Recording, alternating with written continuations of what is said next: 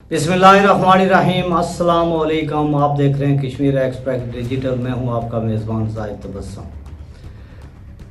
आज़ाद कश्मीर में इत्तेहादी हुकूमत को कायम हुए 5 माह का अरसा हो चुका है, लेकिन इन 5 महीनों में क्या खोया क्या पाया, आवाम को क्या रिलीफ मिला। एक बार फिर आज़ाद कश्मीर भर की एक्शन कमेटियाँ फिर एहतजाज के लिए सड़कों पर आ चुकी हैं। हुकूमत इनको रिलीफ देने में क्यों नाकाम हुई? आज़ाद कश्मीर के वज़रा को अभी तक महकमा जात क्यों नहीं अलॉट किए गए? आज़ाद कश्मीर में अदारे मफलूज क्यों हो रहे हैं?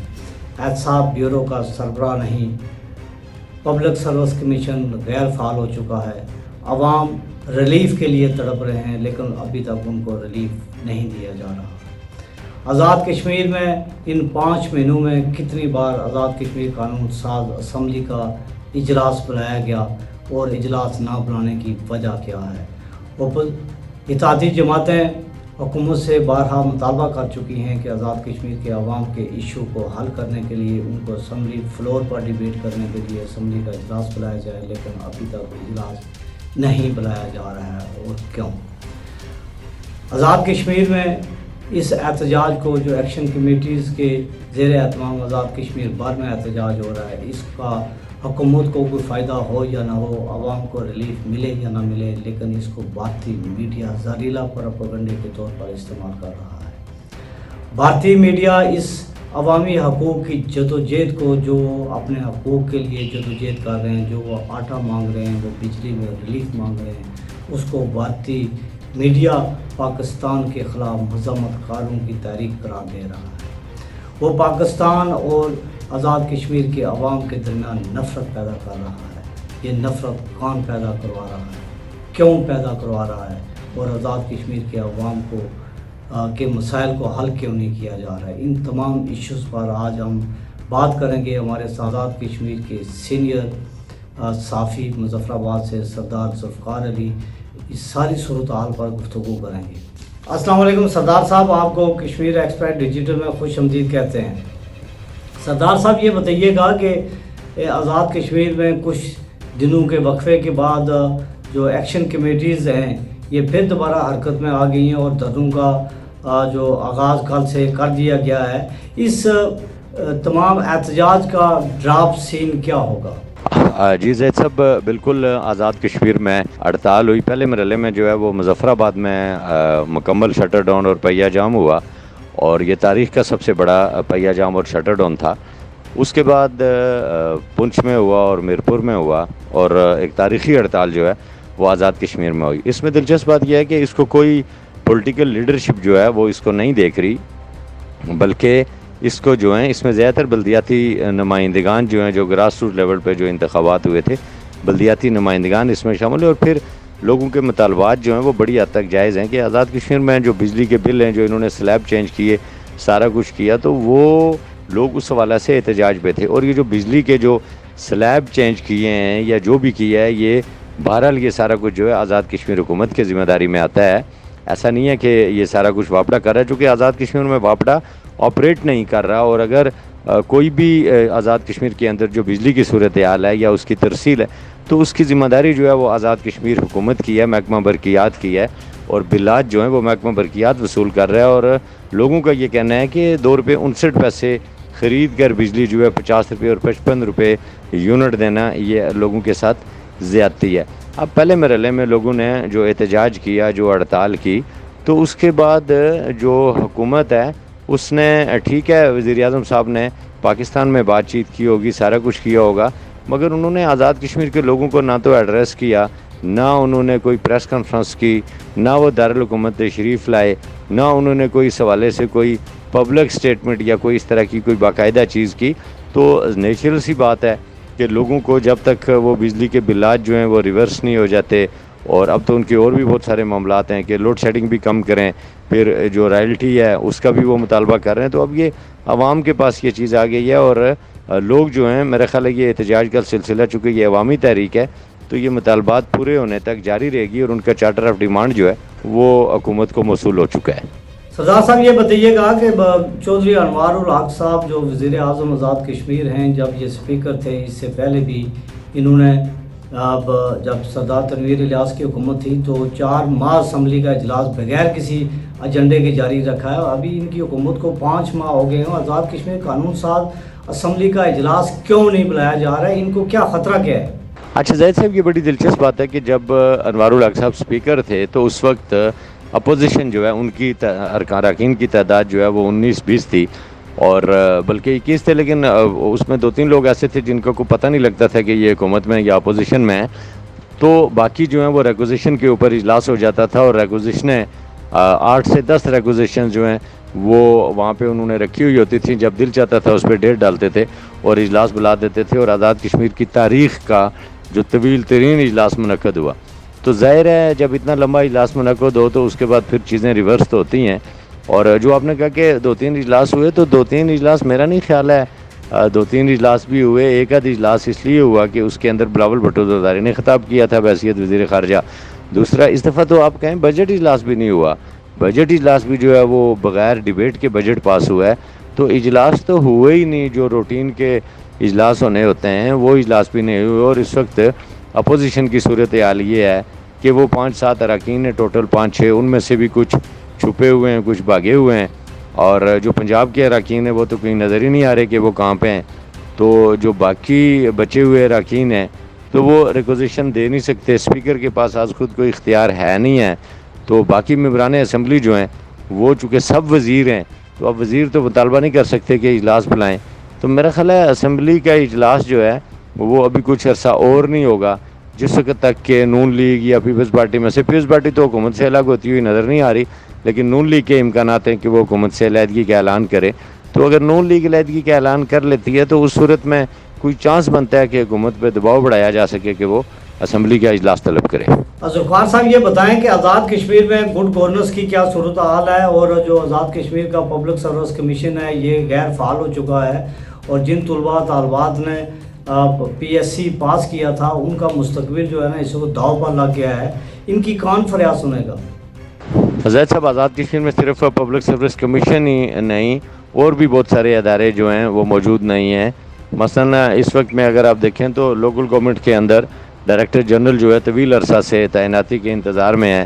انفارمیشن ڈپارٹمنٹ میں، جو کہ ایک بڑا ڈپارٹمنٹ ہے، دنیا گلوبل ولیج بن چکی ہے، پرنٹ کے ساتھ ساتھ الیکٹرانک میڈیا آ چکا ہے، سوشل میڈیا ایک برمار ہو چکی ہے، اور اس سے بڑی بات یہ ہے کہ بھارت جو ہے وہ ہر وقت آزاد کشمیر کو پر حملے کی بات کر رہا ہے، بڑا دباؤ ہے پوری دنیا کا، لیکن یہاں پہ جو ہے DG اطلاعات کی اسامی ختم کر کے اس کو بھی جو ہے وہ ڈائریکٹر کے اوپر لے آئے ہیں۔ پھر اسی طرح بہت سارے اور ادارے ایسے ہیں کہ جن کے اندر تعیناتیاں ہونی ہیں۔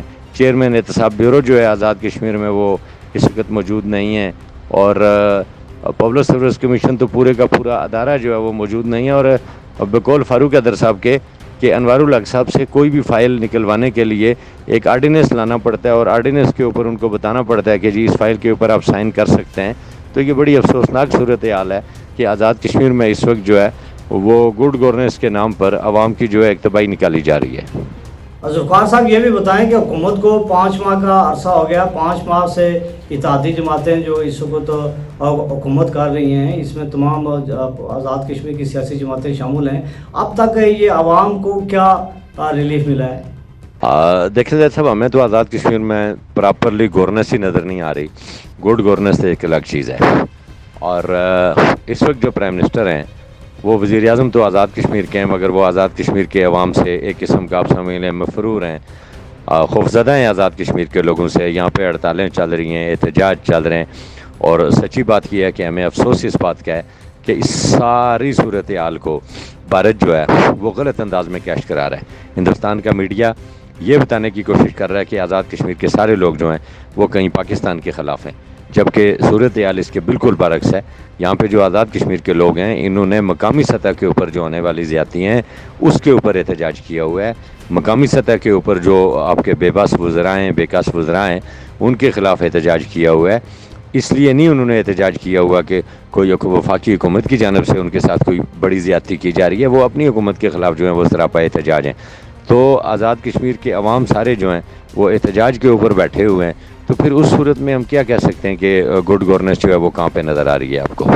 ذوالفقار صاحب یہ بھی بتائیں کہ آزاد کشمیر کے وزراء کو محکمے ابھی تک نہیں ملے ہیں. ان کو وزیر تو بنا دیا گیا ہے, گاڑیاں مل گئی ہیں, فیول مل گیا ہے, ان کو پی آر اوز مل گئے ہیں. تو وزیر اعظم ان کو اختیارات دینے میں کیوں چا رہے ہیں؟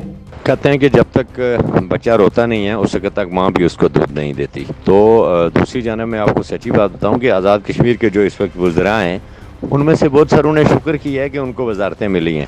وہ شاید بے روزگاری کا شکار تھے اور انہوں نے وزیر اعظم کی نوکری قبول کر لی ہے. اب جب ایم ایل اے ہوتا ہے ایک شخص تو اس کو عوام عزت دیتے ہیں اور عوام کے ووٹ سے وہ ایم ایل اے منتخب ہوتا ہے. جب وہ وزیر بنتا ہے تو وہ سمجھ لیں کہ ایک وزیر اعظم کی نوکری ہے اور جو نوکر رکھتا ہے اس کی مرضی ہے کہ اس کو کون سا اختیار دیتا ہے کون سا اختیار نہیں دیتا. اب انہوں نے ان کو وزیر بنا دیا تو یہ کہیں کہ ہمیں خزانے کی چابی بھی دے دیں یا فلاں کمرے کی چابی دے دیں. اتنا نہیں, بس شکر کریں کہ ان کو عمارت میں داخل ہونے کا موقع مل گیا. آزاد کشمیر کے عوام اس وقت اپنے وزیر اعظم سے زیادہ یہ جو وزراء ہیں ان سے نالائیں, اور سیاسی جماعتوں کو آزاد کشمیر میں اس کا حساب دینا ہوگا کہ یہ بے محکمہ وزیر اتنے عرصے سے صرف اپنی تنخواہوں اور مراد کے لیے اور اپنے برادری کے قریبی عزیزوں اور رشتہ داروں کو پی آر اور پی ایس لگانے کے لیے یہ یہاں پہ ہیں. اور جس وقت یہ بھی حیرت کی بات ہے کہ جس وقت یہ ووٹ لے رہے ہوتے ہیں تب ان کی کوئی برادری نہیں ہوتی, یہ سب کے پاس ہوتے ہیں. لیکن ان کے اگر آج بھی آپ کے جتنے وزراء آزاد کشمیر کے ہیں ان کے اگر سٹاف کو دیکھیں تو سب انہوں نے اپنی ذاتی برادریوں کا رکھا ہوا ہے, یعنی وہ علاقے کی بات بھی نہیں کرتے.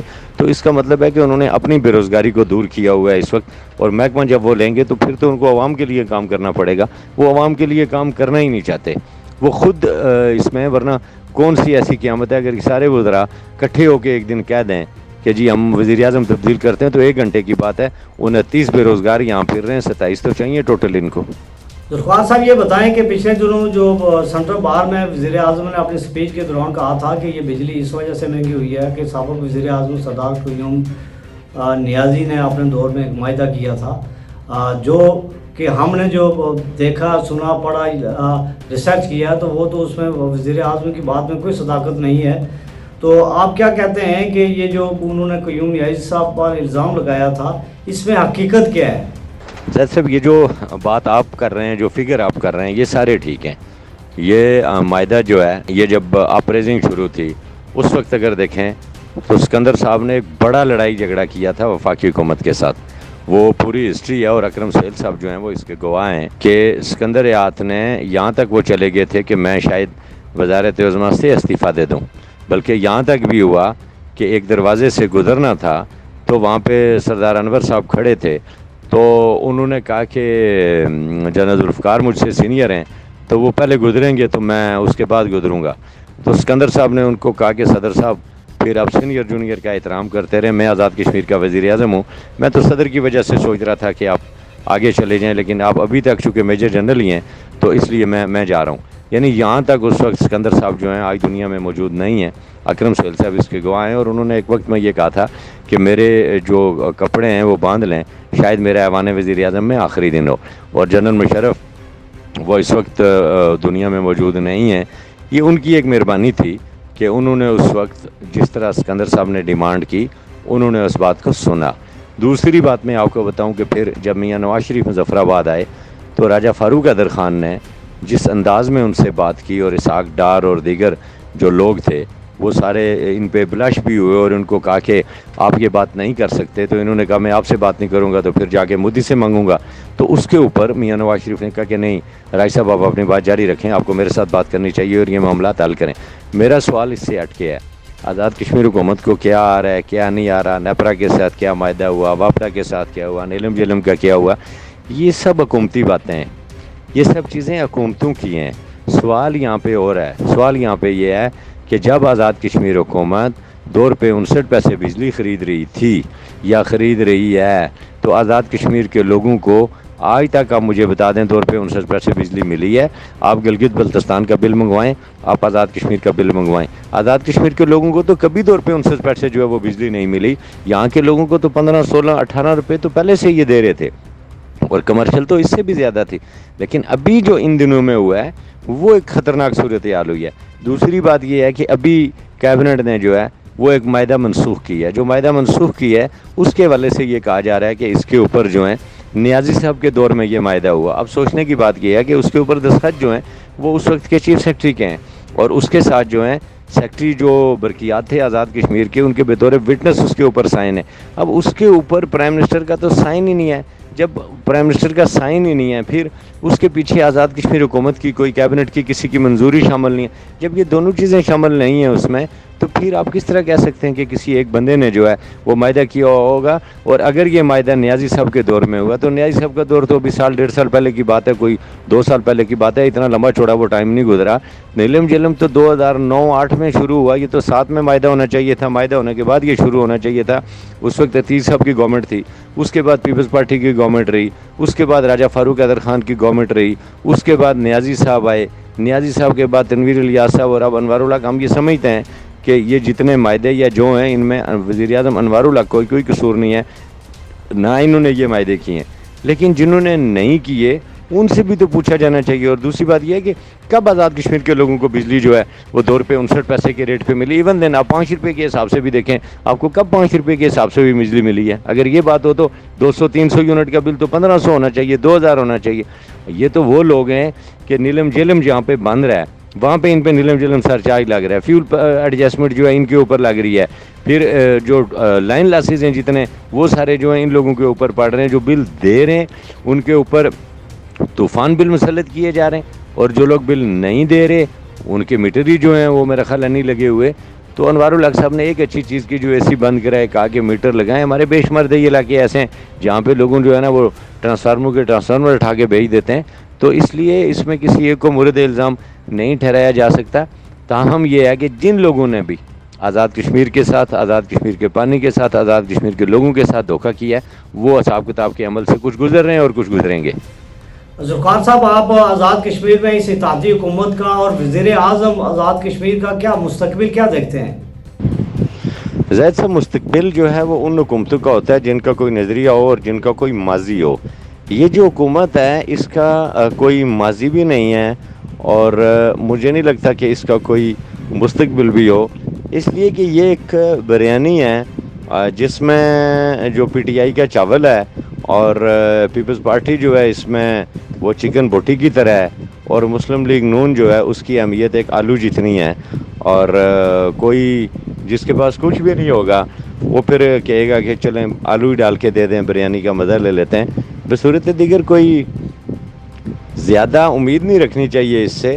انوار الحق بڑے ایک زیرک سیاستدان کے طور پہ مانے جاتے تھے، بڑا ان کو تجربہ کار سمجھا جاتا تھا، اور مطلب چودھری صحبت علی کے فرزند ہونے کی وجہ سے، ایک بڑے بیک گراؤنڈ کی وجہ سے، تو انہوں نے جو کچھ عمل کیا ہے وہ ان کے اقوال کے سراسر خلاف ہے۔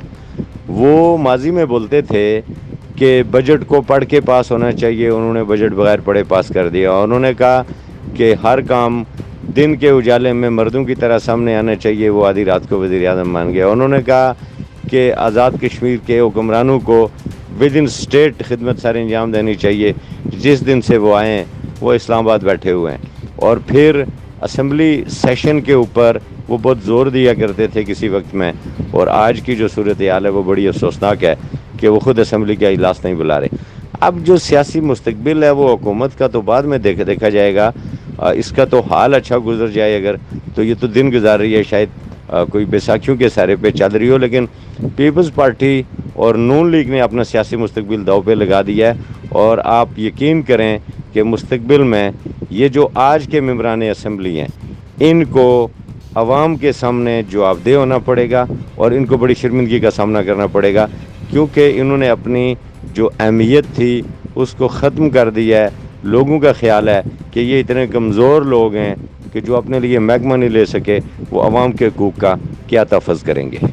بہت شکریہ۔ یہ تھے ہمارے ساتھ مظفر آباد سے سینئر صحافی سردار ذوالفقار علی، جنہوں نے تفصیل کے ساتھ بات کی ہے۔ ان کا یہ کہنا تھا کہ ہمیں یہ لگ رہا ہے کہ اس وقت آزاد کشمیر میں پاکستان پیپلز پارٹی اور جو مسلم لیگ نون جو اتحادی جماعتیں ہیں ان کا کوئی مستقبل نہیں ہے، اور عوام ان سے نالاں ہیں، اور یہ آزاد کشمیر میں اپنا ووٹ بینک جو ان کا وہ دن بہ دن ختم ہوتا جا رہا ہے، کیونکہ جس طرح پی ٹی ایم کی حکومت نے پاکستان میں 1.5 سال سے زیادہ حکمرانی کی، تو اس میں مہنگائی کا ایک طوفان عوام پر برپا کیا کہ آج عوام भीख मांगने पर मजबूर हो चुके हैं। और इसी तरह आज़ाद कश्मीर की जो इत्तेहादी हुकूमत जो तमाम जमातों पर मुश्तमिल हुकूमत कायम है वो इन 5 महीनों में आवाम को किसी किस्म का कोई भी रिलीफ देने में नाकाम हो रही है। और ना तो आज़ाद कश्मीर में तरक्याती काम हो रहे हैं, ना पब्लिक सर्विस कमीशन के तहत जो तलबा तालबात पास हुए थे वो कहीं एडजस्ट हो रहे हैं, ना आज़ाद कश्मीर में एहतसाब हो रहा है, ना आज़ाद कश्मीर में असम्बली का इजलास हो रहा है, ना आज़ाद कश्मीर में वज़रा को महकमे दिए जा रहे हैं। लेकिन इसके बावजूद मुस्लिम लीग नून और पाकिस्तान पीपल्स पार्टी खामोश क्यों हैं? अगले प्रोग्राम में इस पर बात करेंगे। कश्मीर एक्सप्रेस डिजिटल से ज़ाहिद वसीम को इजाज़त दीजिए। अल्लाह हाफ़िज़।